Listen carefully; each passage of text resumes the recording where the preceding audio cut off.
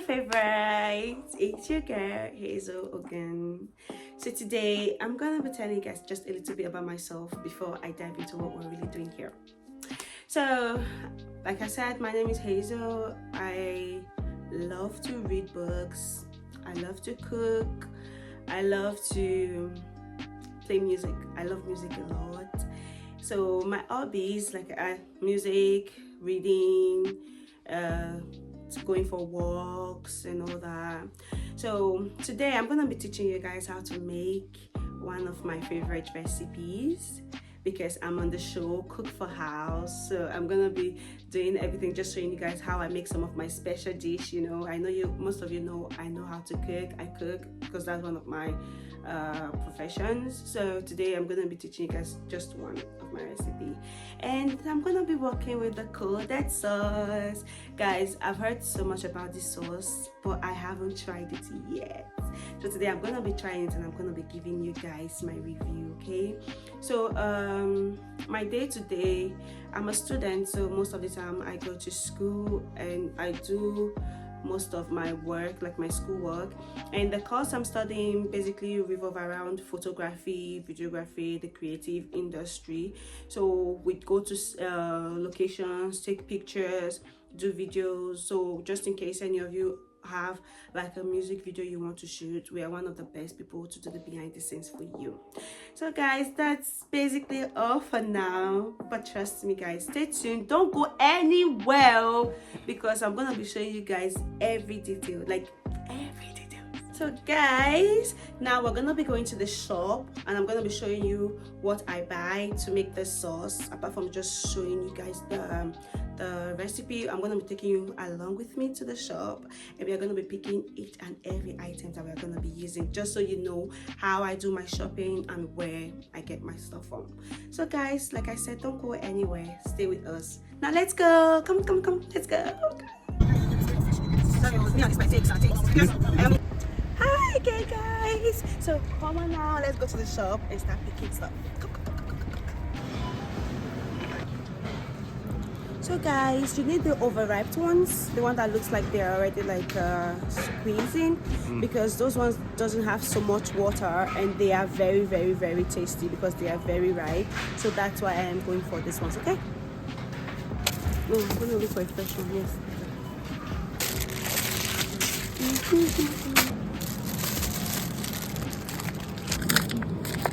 Guys, make sure you try it, okay? So now I'm just gonna be introducing our ingredients again that we'll be needing for this special recipe. So first of all, we're gonna be using our carrots, and as you can see, they've already been diced because we don't want it having like big chunks inside, because you know carrot takes time to cook. So we just dice them little so that they can fry very well and evenly. And here we have our tomatoes. We've already diced them as well. We have our bell pepper, which we already diced as well. We have our onions, so we've diced them as well. We need a lot of onions because it's a sauce, not your stew. Please, if you're making stew, unless of course you love onions, please don't put this much onions in your stew so that people will not japa. You know what I mean? The way people are japa out of Nigeria. Sorry guys, yeah. So we've got the scotch bonnet pepper as well. So this is also known as chili pepper. It is very hot, like very hot. So guys, if you know you don't like your food being so spicy, please do not put too much of this in your food. As you can see, I just added a little because I don't want the food to be too spicy. But like I said, if you want hot food like a Yoruba Nigerian, you can go ahead and put as much as you want. That is your choice, not mine. So guys, I have my chicken. So this chicken here, I've already boiled it and I also grilled it as well. If you want your chicken to be very healthy, you don't have to fry, you just grill, because if you fry, you know, the oil and all those other stuff will just add to your fat. So please, if you are looking for weight, fry your stuff. And also, it's not just all about frying though. If you still like your chicken being fried, apart from the healthy stuff, so you can do whatever you like, trust me. But I grilled mine because, as you can see, I'm a foodie, so it's obvious. So I'm trying to, like, you know, bring it down a little. So I grilled them, and so you can see what they look like. And also my gizzard here, I boiled them as well, and I also fried them just a little bit. You don't want it to be too dry you still want it to have that crunchy, and you don't want the crunchy to be like those what's this thing called, those chips, over dried chips kind of crunch. You want it to be like, you know, the meat, you know, how gizzard, that soft gizzard crunch. That's what we want. So we just fry it a little, and then I dice them just like every other thing. So guys, like I said, you can remember that. Don't forget, if you want your food to be spicy, nice and sweet though. And also the big part of this food is the vegetables. Okay, so the vegetable we have here is spinach. You all saw when we got that earlier. So now I have just sliced them, like I sliced my vegetables, because we don't want them to be big chunks. Like I said, that's why we've diced everything. And guys, for the spice that I'm going to be using, so I've got a few spice here. So this is dried thyme, your Maggi cubes, your ginger powder, your curry, and your meat spice. Just like any spice you want, you can basically use any spice of your choice that you're already used to in the house, but I'm just trying to let you guys know like the ones that I used for this particular dish. Guys, without too much talk, let's get into it. Let's see on the other side. So guys, that's our dry pot, and you just pour your oil. That's the first thing you put in. So because it's a sauce uses like a lot of oil. Well, sometimes it depends on how much you like oil though, because we need to fry all those things and they need to be cooked. So most times you need like just a moderate oil, not too much, not too little. Okay? And also you can actually use this sauce to eat rice, yam, plantain, even swallow. Yeah, because it's a vegetable sauce, but then you can use it to eat like anything. Trust me, anything. Okay, so we just wait for our oil to get hot, because you don't want to start cooking your onions. Like, you don't want the oil to start getting hot after you started cooking. So we don't want the oil. So what am I saying? We don't want the onion to soak the oil. So we want the stuff to start cooking immediately. You start putting stuff. So the first thing we start with is our salt. Just imagine something I'm supposed to keep outside. So you put a little salt. So that's actually just to flavor your oil. When you're cooking stew, cooking jollof rice or whatever, you should always put like, you need your oil to have like a little spice to it. So you put your salt first, because sometimes when you put oil ingredients now and you're not so sure, they might become so spicy, because you would want to put later. So what I just want you to do is just make sure you put the salt, and that salt is just fine for a start. Okay, so yeah, that sound, that's what we need. Okay, that sound means your oil is hot and ready to go. So like I said, we're just going to start with the onions. Just listen for the sound, guys.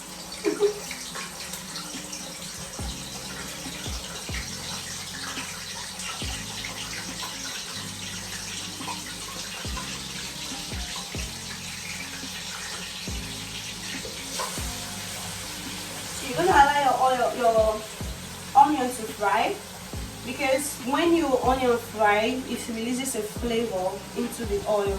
Okay? When you just start frying and you just put everything, it won't give the onions like time to release its flavor.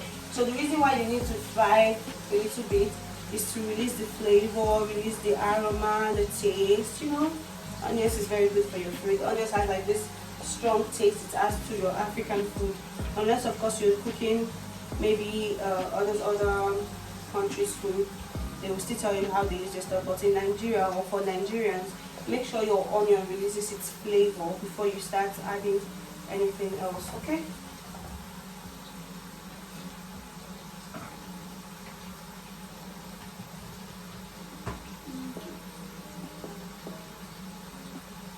So after that, we're going to be putting our carrots. The reason why we're putting our carrot first is because, you know, carrot is hard compared to every other stuff we have. It's very hard and it takes time to cook. So you want to put it first after the onion. And after that, we'll be following up with the what's it called? Okay, I'm going to cut it right here. Thank you. Guys, you all should be here to start, you know, perceiving the nice, to smell the nice aroma coming out from this kitchen right now, just from these two stuff. So as you can see, the carrot also looks a little bit shrinks and the orange is become lighter. So you don't have to test it to know that it's cooked, because you see like the orange changes color. It becomes like kind of like yellowy instead of like the orange, like the dark orange that the carrot was before. So at this point, you're going to add your tomatoes.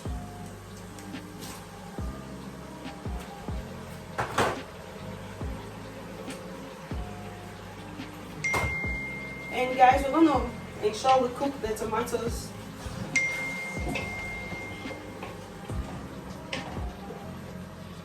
Just mix it in. Mix it in. That beautiful combo, guys. I know you like it, just as I do. And as you can see, the color of the oil changes as well, because the carrot has infused the oil. The carrot and the onion infuse the oil, and the color changes. All these things are something to know that, okay, you're in the right place, you know? So you just mix it in. The reason why it stopped like boiling is because the tomatoes has water. Like the tomatoes has water because it was really wet. Like the tomatoes is very wet, so you have to wait till the tomatoes cooked. How do you know if it is cooked? Is because it looks like the water has dried out. The tomatoes do not look very like thin, meaning the juice, everything has entered the sauce and it has dried out. Like that's when you know it is cooked, because when you look at your tomatoes, they are quite like thick, but when they are cooked, you notice by it looking very flat, like very thin. Okay, so you are going to allow these things cook. If not, you're going to have this sour taste. Guys, make sure your tomatoes, because this is one of the most important parts about cooking your sauce, the tomatoes needs to be cooked. But I say cooked. Thank you. So guys, as you can see, the oil is back. So like so many water that the tomatoes added has reduced. So at this point, we're going to add our bell pepper. And as soon as you're adding your bell pepper, you're just going to add your chili pepper as well, because now we want the pepper to infuse into the food. We all know that our bell pepper is a bit hard as well. If you remember earlier, I said we don't need the fresh ones. We want the one that is so red and a bit shrink, because that one doesn't have too much water to put into the food. Okay, so now I'm just going to include the chili pepper, which is your squash bonnet as well. So you just mix it into the food. Mix it. Guys, just look at that combination. It's beautiful. So as you just mix it in, you cover it to shimmer and cook, okay? Don't be in a rush, guys, because if you're in a rush, you're gonna miss it.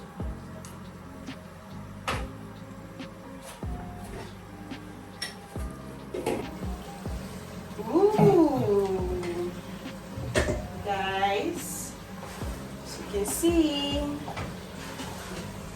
just look at that. Just look at that. So beautiful. The oil is showing everything. Can you feel the smoke? You see, this is a very sweet smoke. Oh, it smells so good. So at this point, we're gonna include our gizzard. So if you've noticed, I haven't added any spice apart from the salt I added from the beginning.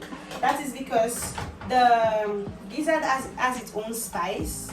Because the gizzard already has its own spice, it's going to like soak into the sauce as well. So we need all these things to like drop all their flavors into the oil and the sauce before we include any other sauce. So then we will know how to put, because you might have put some spices and then after you include the gizzard, it starts giving you too spicy, and we don't want that. Okay, so note.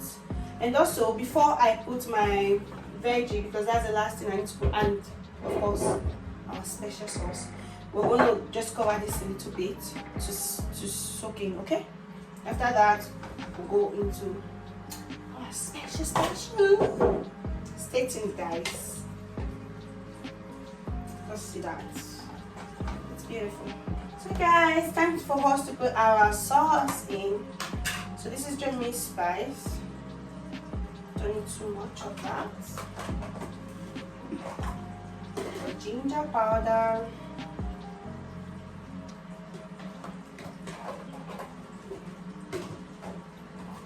Your curry.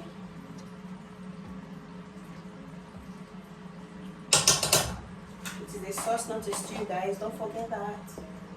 So use your conscience, because sauce, like, you don't need too much spice because it easily absorbs it. Unlike stew that has weight because it's blended. Okay. So just put not too much.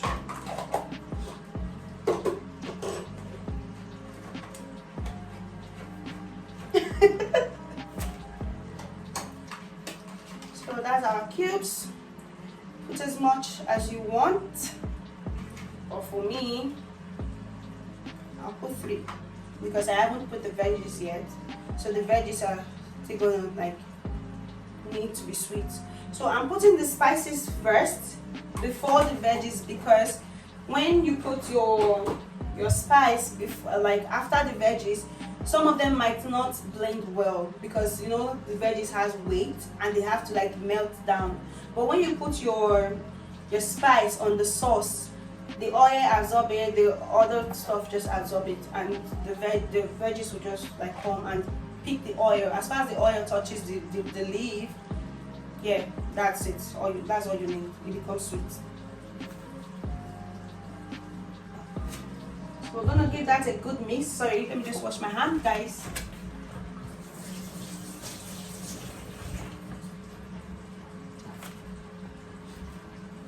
And also, as you can see, guys, I'm not wearing an hand glove. That is because I'm a fan of washing my hand a lot. Like, I wash my hand a lot. So because of that, if I wear hand gloves, it will reduce the amount of times I wash my hand, because then I won't really notice that I have stuff on my hand that I need to wash off. So, but since I'm using my hand, I wash my hand up to like 20 times or more while I'm cooking. So today I'm not really touching water so much because most of the work that need washing hands and stuff has already been done. Yeah, so that's it. Just to give you guys a quick note there. So at this point, after that, you just try your stuff and see. That's not bad. That's nice, guys. Come on, try. You want to try? You want to try?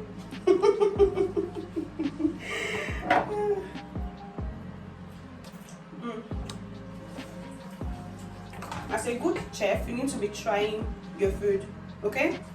Don't do, oh, I know the taste, I know. It's good to try it sometimes. So guys, now that we're done with all that, we're just gonna include our veggies, okay?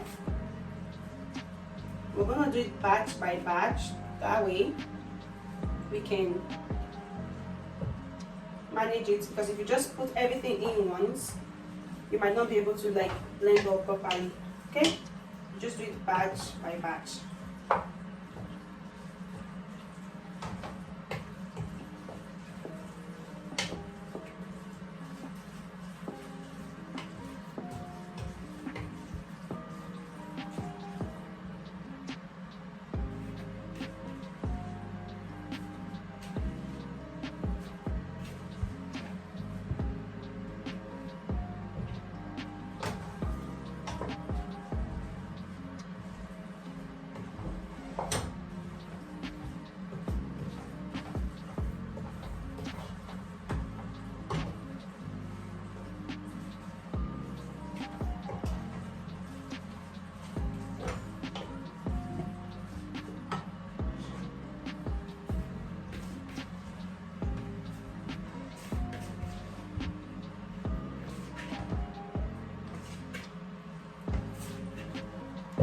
So far, guys, as you can see, I haven't added water to this fruit from the beginning till now, because if you add water, then it becomes a soup. It won't give you that saucy look and saucy stuff anymore. Start giving you like a soup kind of look.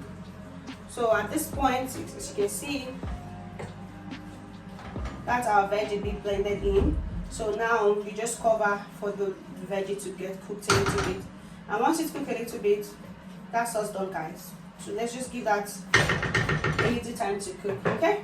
Oh, and also our chicken, we haven't included our chicken yet. So after letting it cook for a bit, we just pour our chicken, and that's really done, guys. Guys, again. So now, just see our sauce. See? Oh my god. As the last bit, guys, just include your chicken.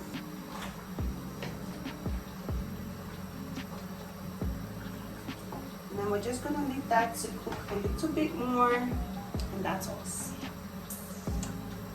Hi guys, so that's me back. I'm finally done with the food now, and this is what I finally come up with, guys. That's a finished touch, and George is gonna come right now to try the food, because once again this is Cook4House and I'm one of the contestants, and all this food I've been showing you is just for the show, okay? So now the judge is gonna try it, and I hope I win, guys.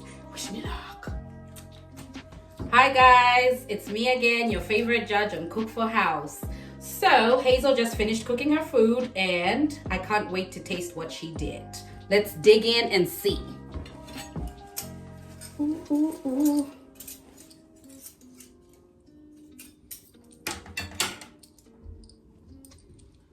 What do we have here?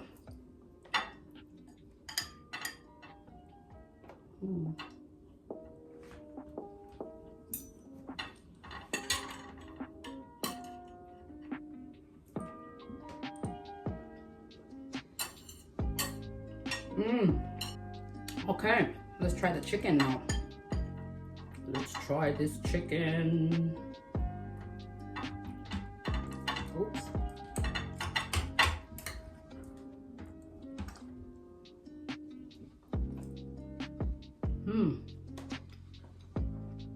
This is interesting. This competition is getting tougher. This is quite interesting. Although it could do with a little less cooking oil, but overall, we'll see who's gonna win. We like it.